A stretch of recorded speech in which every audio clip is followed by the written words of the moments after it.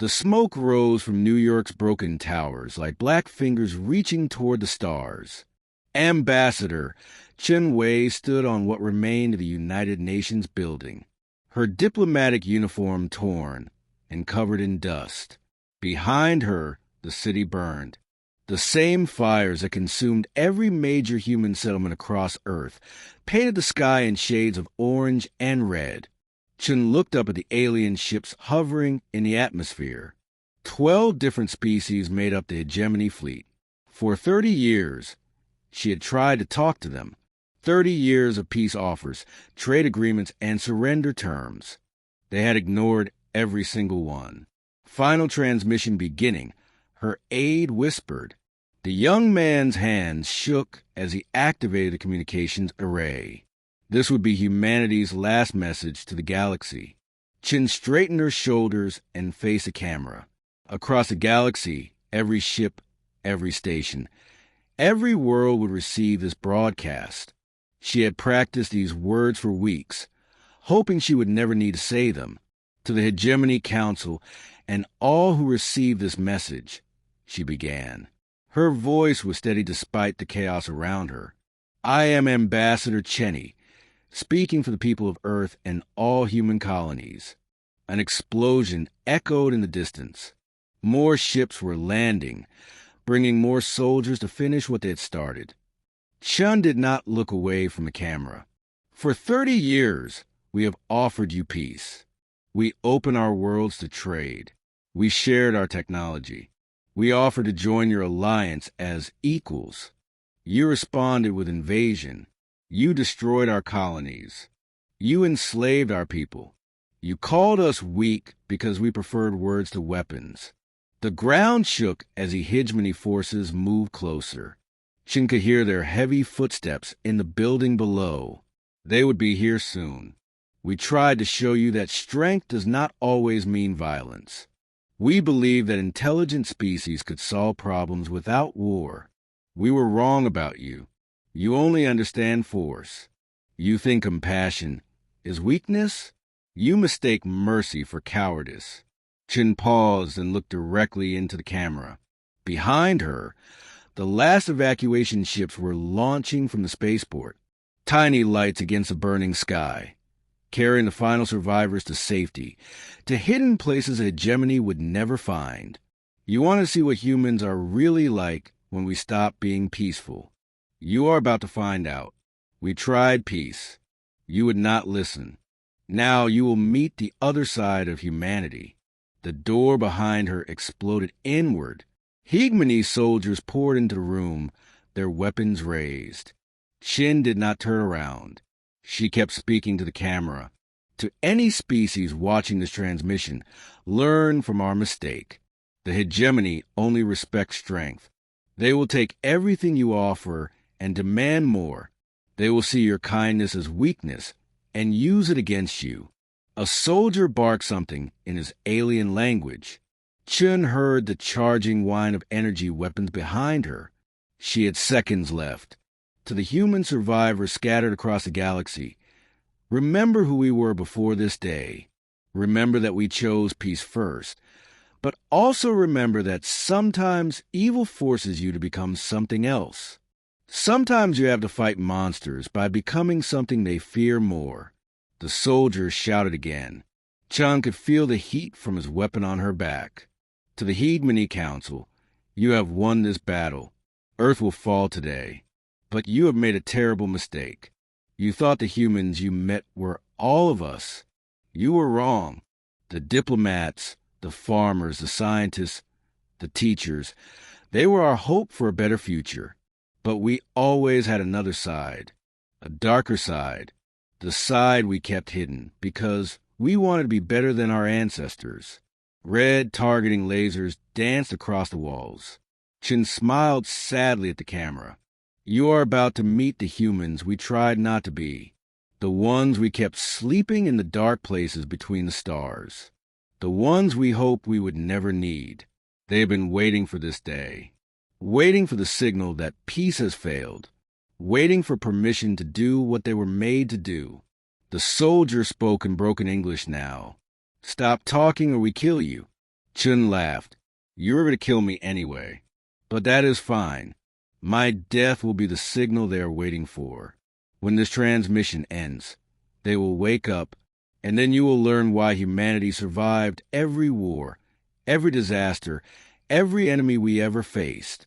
She looked into the camera one last time. Somewhere out there, her brother Marcus was watching. Admiral Morrison was watching. General Hayes was watching. All of them asleep in their ships, waiting for this moment. We gave you every chance to be our friends. We offered you our best qualities, our creativity, our hope, our desire to build instead of destroy. You threw it all away. You chose to be our enemies. Now you will meet the worst parts of human nature, the parts we evolved in millions of years of war and death, the parts we tried to leave behind. The energy weapons hummed louder. Chen closed her eyes. We tried peace. Now you get war. Real war. Human war. And we are very, very good at it. The transmission cut off as the weapons fired. Ambassador Chen Wei, humanity's greatest diplomat, died as she had lived, trying to save her people. But her death was not an ending. It was a beginning. Across the galaxy, hidden ships received the signal. In secret bases built over centuries, automated systems came online. In the cold, sleep chambers scattered throughout space. Military commanders who had been waiting for decades began to wake up. The hegemony had destroyed peaceful humanity. They celebrated as Earth burned. They thought they had won a great victory. They had eliminated the human problem forever. They were wrong. The humans they had fought were the ones who built schools and hospitals, the ones who preferred books to bullets, the ones who chose to create instead of destroy. Those humans were dead, now burned with their cities and their dreams of peace. But other humans were waking up. Humans who had been trained for war since childhood. Humans who studied death the way others studied art. Humans who had been kept in the darkness for good reason. Admiral Morrison opened her eyes in her sleep chamber aboard the battleship. Humanity's wrath. Around her, 50 other ships powered up their weapon systems. They had been drifting in space for 20 years, waiting for the signal. General Hayes activated a command center on the moon base that officially did not exist. His soldiers had been in training for 30 years, learning everything about every hegemony species, their weaknesses, their fears, how to kill them. And in the deepest part of space, Marcus Chun, the ambassador's brother, who had been reported dead 50 years ago, stood on the bridge of a ship so large it could destroy entire star systems. He watched his sister die on the recorded transmission. Then he smiled. Signal all Ghost Fleet units, he ordered. Phase 1 is complete. Begin Phase 2. Show them what humans really look like when we stop pretending to be civilized. The hegemony had wanted to see monsters. They were about to get their wish. 6 months after Earth burned, the hegemony thought they had won the greatest victory in galactic history. The human problem was solved. Their colonies were empty ruins. Their ships were scrap metal floating in space. Their home world was a dead rock circling a yellow star. Commander Vex of the Kvar warrior caste stood on the bridge of his battleship, watching his crew celebrate. They had just finished dividing human territory among the 12 Hegemony species. Rich worlds with good soil and clean water, mining systems full of rare metals, strategic positions perfect for military bases. The humans made it easy for us, Vex told his officers. They were weak. They talked too much and fought too little.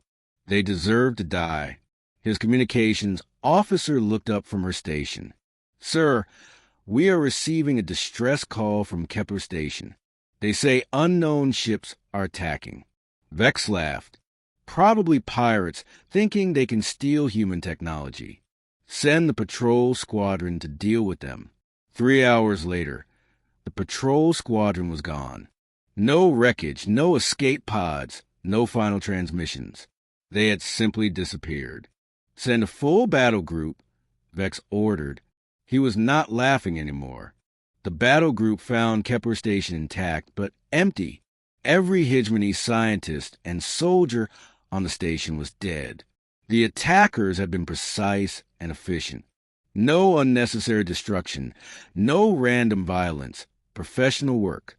But the strangest thing was the ship still docked at the station. They were human designs, but unlike any human ships the Hegemony had ever seen. These vessels were painted matte black. They had no diplomatic markings, no civilian identification codes.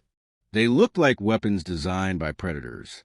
Admiral Morrison walked through the corridors of Kepler Station, her boots echoing on the metal floors.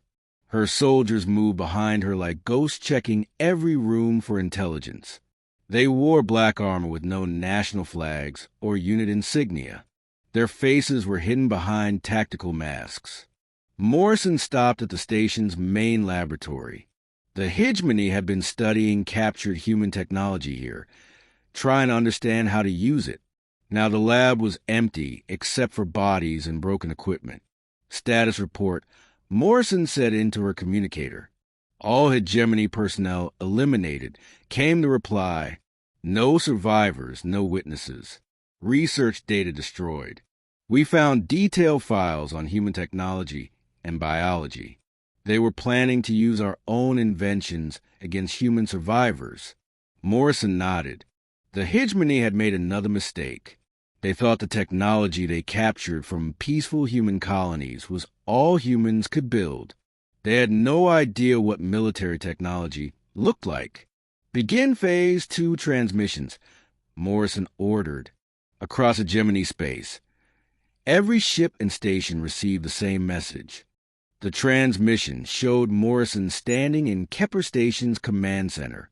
Behind her, Hegemony bodies were stacked like firewood. To the Hegemony Council, Morrison began. Her voice was calm and professional, like a teacher explaining a simple lesson. I am Admiral Sarah Morrison of the Human Ghost Fleet. You killed our diplomats, so you will deal with our soldiers instead. She gestured to the bodies behind her. You have been studying the technology from our peaceful colonies. You thought you understood human capabilities. You were wrong. The humans you destroyed were farmers and scientists and teachers. We are something else entirely. Morrison pulled out a data pad and read from it. Kepler Station personnel for 137 Hegemony citizens. Military value minimal. Scientific value minimal. Threat to human survivors eliminated. Time required for operation 6 hours. Human casualties 0. She looked directly into the camera. You want to see what humans are really like. These bodies are your first lesson. We are not the species you fought before. We are not interested in peace talks or surrender negotiations. We are not going to warn you before we attack. We are not going to show mercy to prisoners. Morrison dropped the data pad and stepped closer to the camera. You made us this way. For 30 years, our diplomats begged you to stop killing our people. You laughed at them. You called us weak. You said we were cowards because we preferred words to weapons. You taught us that mercy is weakness. She smiled, but there was no warmth in it. Lesson learned. From now on, every interaction between humans and the Hegemony will be a military action.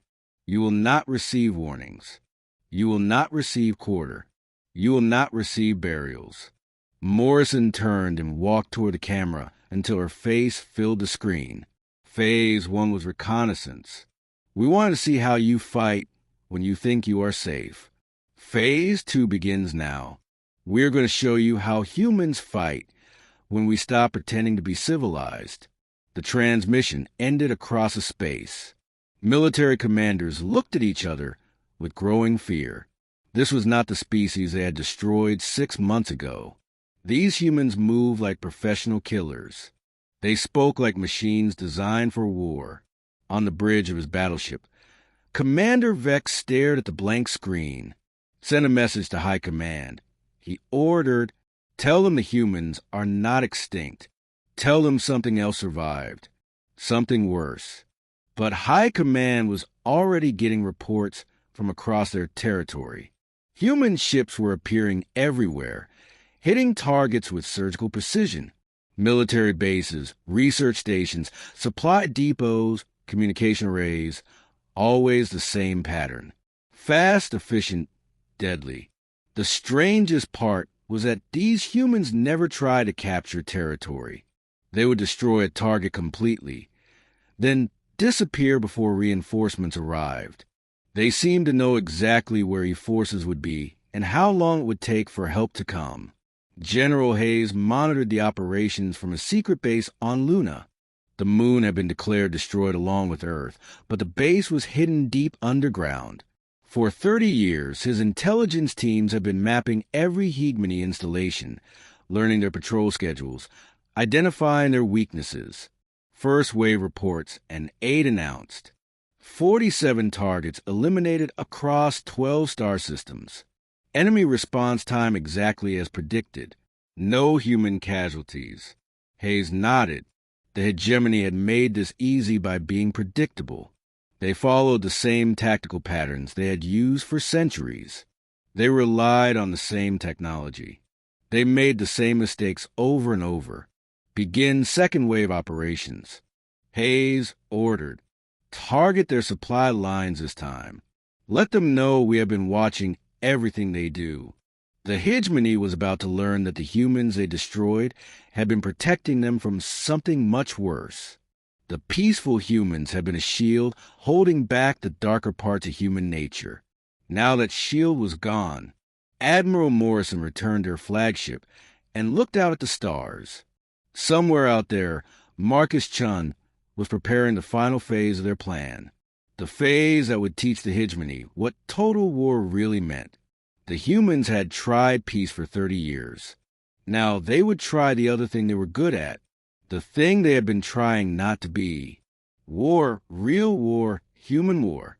And humans had been practicing war for millions of years. The true scope of human preparation revealed itself like a nightmare coming to life. Across the galaxy, installations that had been hidden for decades suddenly activated.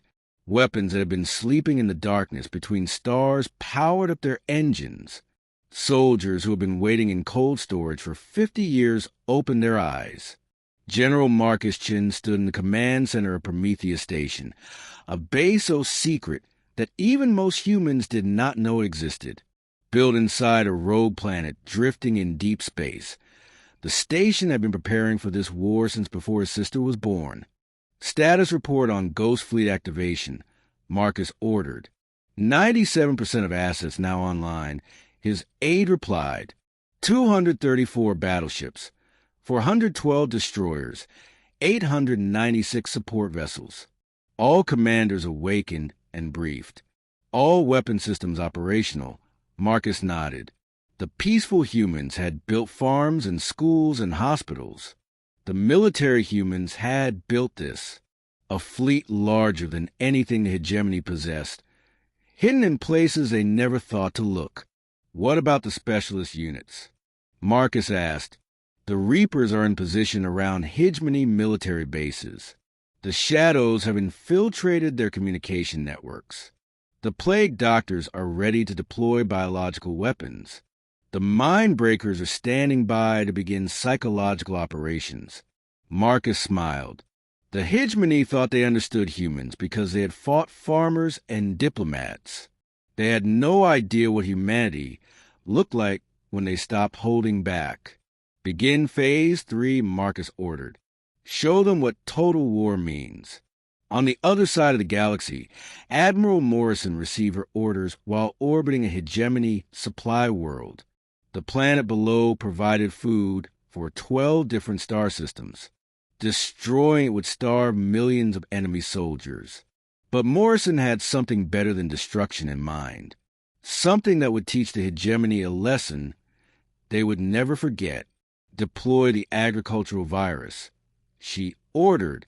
The virus was a masterpiece of human biological engineering. It would not hurt any living creature.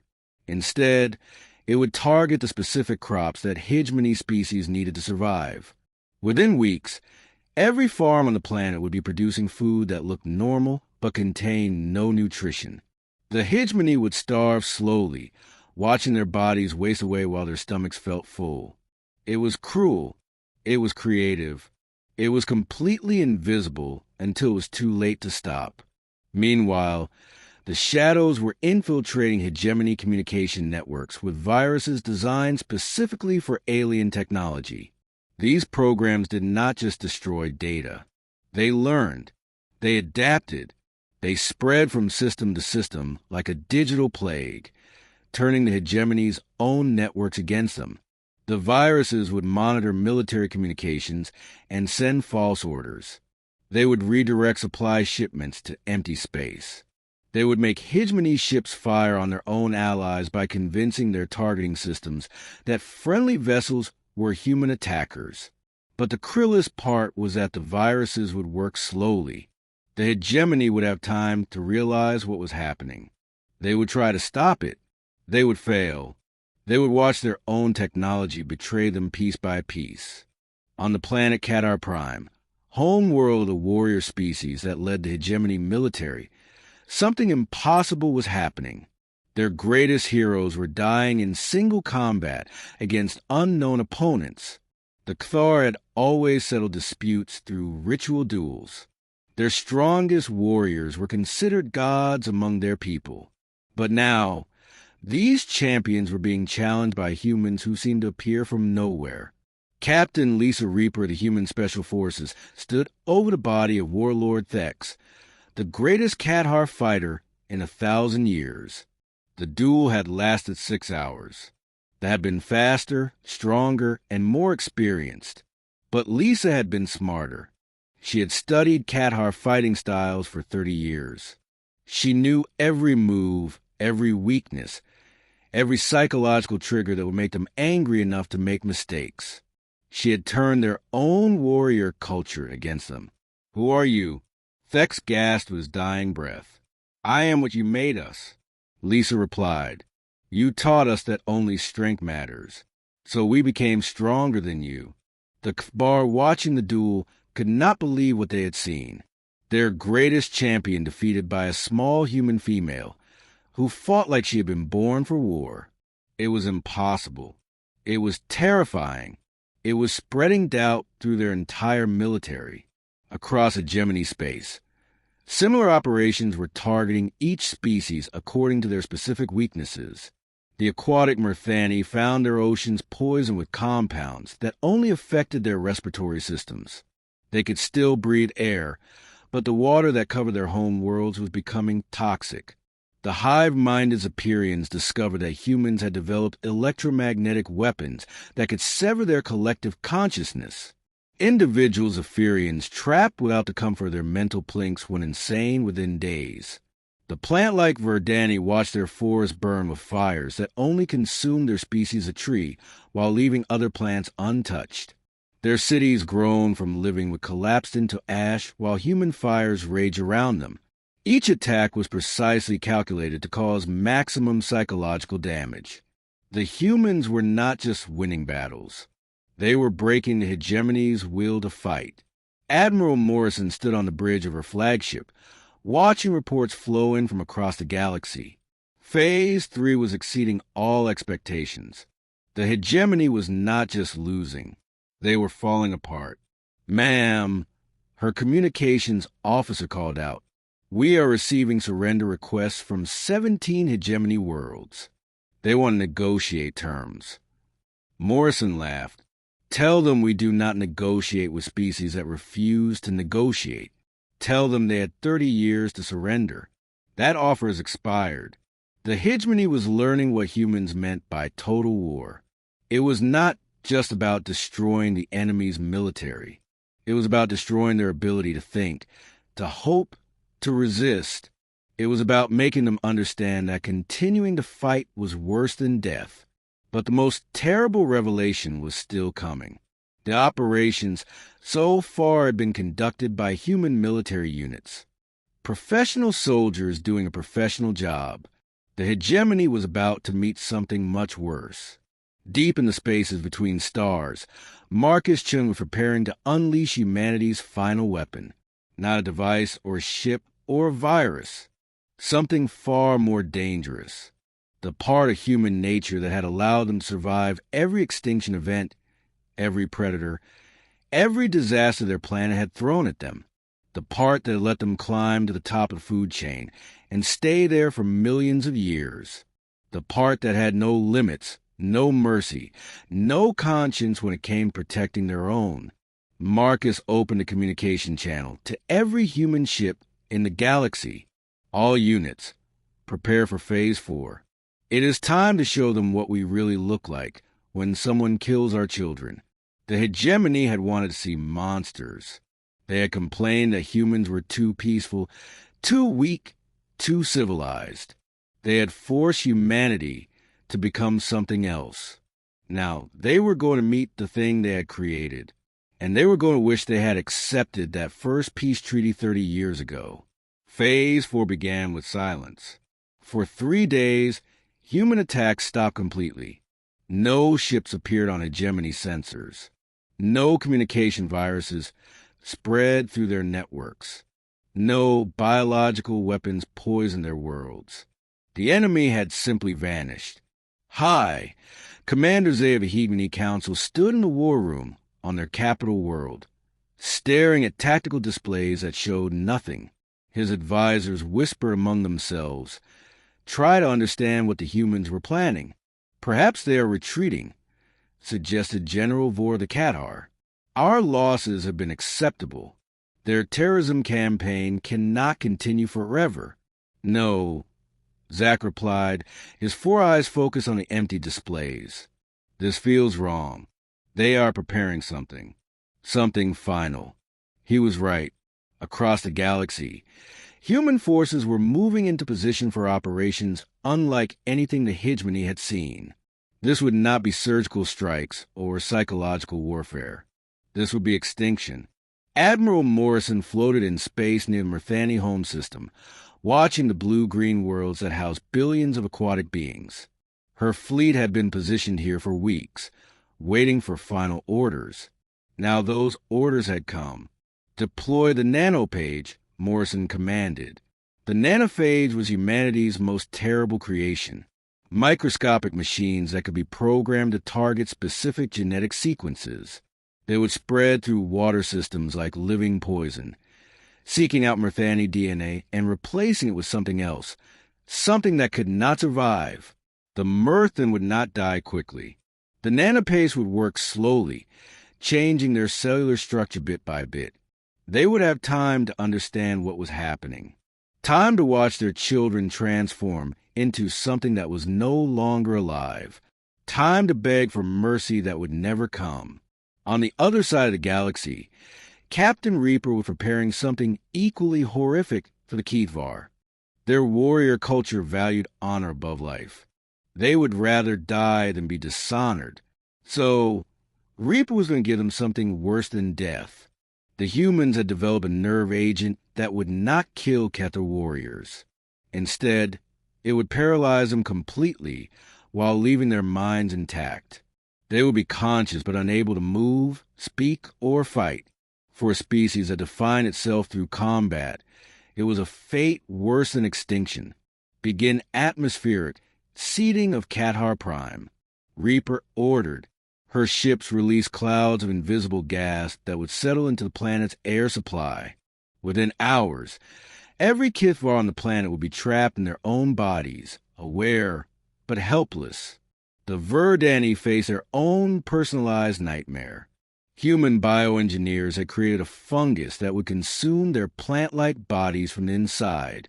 The infection would spread to their root networks, connecting every Verdani on their home worlds in a web of shared agony. They would feel each other dying, unable to disconnect from the collective pain. But perhaps the Krill's fate was reserved for the Zephyrians. The hive-minded species relied on their mental connections for sanity. Humans had developed a way to sever those connections permanently, while keeping the Zephyrians alive. They would be conscious but completely alone in their own minds for the first time in their species' history. The isolation would drive them insane within days. But the humans had also developed drugs to prevent suicide, keeping the Zephyrians alive to experience their madness for decades. Each weapon had been designed specifically for maximum suffering. The humans were not just killing their enemies. They were making them experience every form of horror their species could imagine. General Hayes monitored the operations from his command center, watching as 12 different extinction protocols activated across Hegemony space. The data flowing across his screen showed the systematic end of civilizations that had existed for thousands of years. Sir, his aide reported, the Hegemony Council is broadcasting surrender offers on all frequencies. They are begging us to stop. Hayes smiled. Too late for that. They had their chance to surrender 30 years ago. They chose war instead. Now they get to see what human war really looks like. The Hegemon surrender offers became increasingly desperate. They offered to give up all human territory. They offered to pay tribute for 1,000 years. They offered to become human slaves. They offered to exile themselves to the edges of the galaxy. None of it mattered. The humans were no longer interested in negotiation. On the capital world of the Hegemony, High Commander Zay watched his civilization die in real time. Reports came in from every system showing the same pattern. Entire species going extinct in ways specifically designed to maximize terror and suffering. How many do we have left? Zek asked his aide. Population estimates show 70% losses across all member species. Military effectiveness down to 12%. Economic collapse complete. Social cohesion failing on every world. Zach closed his eyes. The humans had done the impossible. They had destroyed an empire that controlled half the galaxy in less than 6 months. But worse than that, they had done it with such precision that they knew they could have done it any time they wanted. They were holding back, he whispered. For 30 years, they were holding back. We thought they were weak, but they were just choosing not to destroy us. His aide nodded. Intelligence reports suggest the humans could have eliminated us completely within days of first contact. Everything they showed us, their diplomacy, their peaceful colonies, their reluctance to fight, it was all real, but it was just one side of their nature. And now we have met the other side, Zay said. Admiral Morrison stood on the bridge of her flagship, watching the Medhani homeworlds turn brown as their oceans died. Billions of aquatic beings were transforming into something that could not survive in water or air. They would die slowly, watching their children and their civilization collapse around them. Ma'am, her communications officer reported, we are receiving a transmission from the Human Fleet Command. General Chen wants to speak with you. Morrison activated the communication screen. Marcus Chen appeared, his face showing no emotion as he delivered his final orders. Phase 4 complete, he said. Begin Phase 5. Leave no witnesses, no survivors, no possibility of recovery. Make sure no species in this galaxy ever makes the mistake of thinking humans are weak again. Morrison nodded. Phase 5 was the end. Total sterilization of every Hegemony world. Not just killing the population, but destroying the planets themselves, making sure that nothing could ever grow in Hegemony space again. Understood, General. How long do we have? Take as long as you need, Marcus replied. We are not in a hurry. Let them know we are coming. Let them try to run. Let them understand that there is no escape from what they chose to become our enemies. The transmission ended. Morrison looked out at the dying worlds below and felt nothing. No satisfaction, no regret, no emotion at all. The humans had become exactly what the Hegemony had forced them to become. Perfect killers, efficient destroyers, machines designed for extinction. They had tried to be something better. They had wanted to be explorers and teachers and friends to the galaxy. But the Hegemony had taught them that the universe only respected strength. So they had become stronger than anyone imagined possible. And now, 12 species were paying the price for that lesson. The end came not with a massive fleet, but with a single ship. High Commander Zay stood on the observation deck of the Hegemony's last stronghold, watching the small human vessel approach their capital world. Around him, the final remnants of 12 once mighty civilizations waited for death. Less than 1 million beings remained from populations that had once numbered in the trillions. The ship was not a warship. It bore diplomatic markings and transmitted peaceful intentions. After everything the humans had done, they were sending a diplomat. "Sir," his aide whispered, "the ship is requesting permission to land. They say they have a message from the human leadership." Zek laughed bitterly. "Let them come. What more can they do to us?" The ship landed in the capital city's central plaza. The doors opened, and a figure stepped out that made Z's blood freeze. It was Ambassador Chen Wei, the human diplomat whose death had started this war. But she was different now, scarred, changed. Her eyes held depths of pain that had not been there before.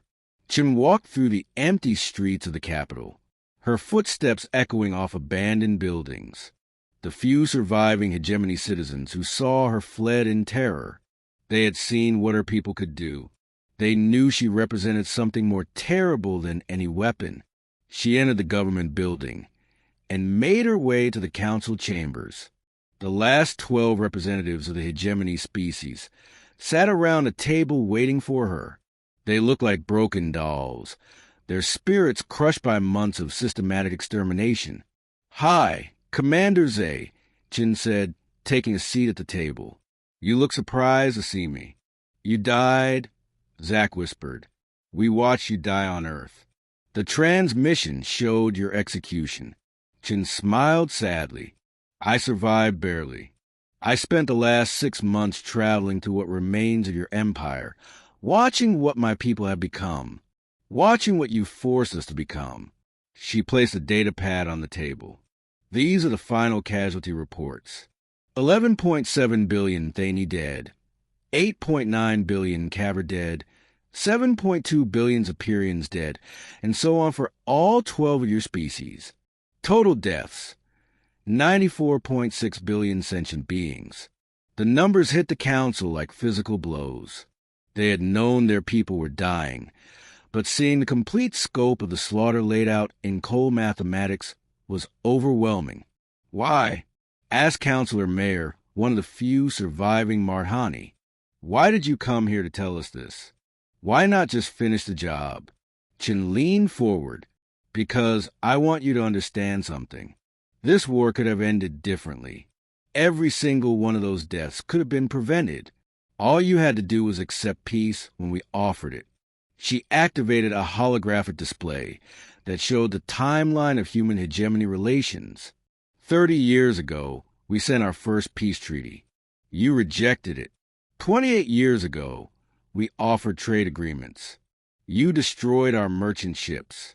25 years ago, we proposed joint colonies. You enslaved our settlers. The display showed dozens of peace offers, all rejected. Hundreds of attempts at negotiation, all ignored. Thousands of human deaths that could have been prevented. We tried everything, Chen continued. We offered you our technology, our friendship, and our loyalty. We begged you to stop killing our people. We surrendered unconditionally 3 times. You laughed at us. You called us weak. You said we deserved to die because we would not fight back. Chen stood and walked to a window, looking out at the dead city below. So, we stopped trying to be what you would not let us be. We became what you forced us to become, and now you see the result. But you won, Zay said desperately. You destroyed us. It is over. What more do you want? Chen turned back to face the council. I want you to make a choice. The same choice you refused to give us. She placed another device on the table. It looked like a simple communicator, but the council knew it was something else, something final. This device will transmit a message to every remaining ship in the human fleet. Chen explained. I can send one of two signals. The first signal will order our forces to stand down. The war will end. Your surviving populations will be allowed to live under human supervision. You will never threaten anyone again, but you will survive. And the second signal? Seek asked, though he already knew the answer. Total extinction. Every planet where your species ever lived will be sterilized. Every space station, every ship, every settlement will be destroyed. Your languages will be forgotten. Your cultures will disappear. Your species will become nothing more than entries in human history books. Chen sat down again, her hand resting on the device. 30 years ago, we gave you the same choice. Peace or war. Coexistence or destruction. You chose war. Now, I am giving you one last chance to choose differently. The council members looked at each other in despair. After everything that had happened, the humans were still offering them a choice. Even now, at the end of everything, they were trying to find a way to avoid complete genocide. Why? Councilor Mir asked again. After what we did to your people, why are you offering us mercy? Chen's expression grew distant. Because if we kill all of you, we become exactly what you said we were. Monsters. And some part of me still remembers who we used to be before you taught us to be killers. She paused, then continued. But I need you to understand something. This offer expires in 1 hour. And if you refuse it, there will be no more chances, no more negotiations, and no more mercy. The human war machine we built to destroy you has grown beyond our ability to control it completely. Even I am not sure we can stop it if we decide to finish this. Sex stared at the device. One button to save his people. One button to doom them completely. After all the death, all the horror, all the extinction, it came down to a simple choice. If we accept supervision, he asked, what does that mean? It means your people will live under human law. You will have no military, no weapons, and no ships capable of interstellar travel. You will be monitored constantly. Any sign of aggression will result in immediate termination. You will essentially be prisoners in your space. But we will live. You will live. Your children will live. Your cultures will continue even if they are forever changed. It is not the future you wanted, but it is a future. The council debated frantically, knowing their time was running out. Some argued for pride, for choosing death over slavery. Others begged for any chance at survival. Finally, Zay made the decision that would determine the fate of trillions of potential future lives. We accept your terms, he said quietly. We choose to live. Chen nodded and pressed the first button. Across the galaxy, human fleets received a stand-down order. The extinction protocols were canceled. The war was over. You have made the right choice, Chen said. The choice we hoped you would make 30 years ago. She stood to leave, then paused at the door. I want you to send a message to every species in the galaxy. Tell them what happened here. Tell them that humanity offered peace first and war second. Tell them that we prefer to build rather than destroy. But also tell them what happens to species that mistake our kindness for weakness. Chen walked back to her ship, leaving the survivors to process what had happened. She had prevented total genocide, but at a cost. Humanity had revealed its true nature to the galaxy. They were no longer the peaceful explorers they had once been. They were something harder, something more dangerous. As her ship lifted off, Chen recorded one final message to be broadcast across the galaxy. To all species who receive this transmission, I am Ambassador Chen of Earth. 6 months ago, the Hegemony destroyed my homeworld because they believed humans were too weak to defend themselves. Today, the Hegemony has ceased to exist as a military power. She paused, looking out at the stars. We tried peace. We offered friendship. We wanted to explore the galaxy together, learning from each other and building something beautiful. That offer is still open to species willing to accept it. But to those who choose war, who see kindness as weakness, and who believe that might makes right, remember what happened here. Remember that humanity's greatest strength is not our weapons or our ships or our strategies. Our greatest strength is that we choose peace first. And when peace fails, we are very, very good at the alternative. The transmission ended. Across the galaxy, countless species received the message and made their own choices about how to approach the humans they had once dismissed as harmless. Most chose peace. They had seen what happened to those who chose war. But in the depths of space, human fleets continued their patrols, keeping watch over a galaxy that now understood what they were really capable of when pushed too far. The humans had tried peace. When that failed, they had shown the galaxy the other side of their nature. Now everyone knew that both sides existed, and everyone could choose which one they wanted to meet.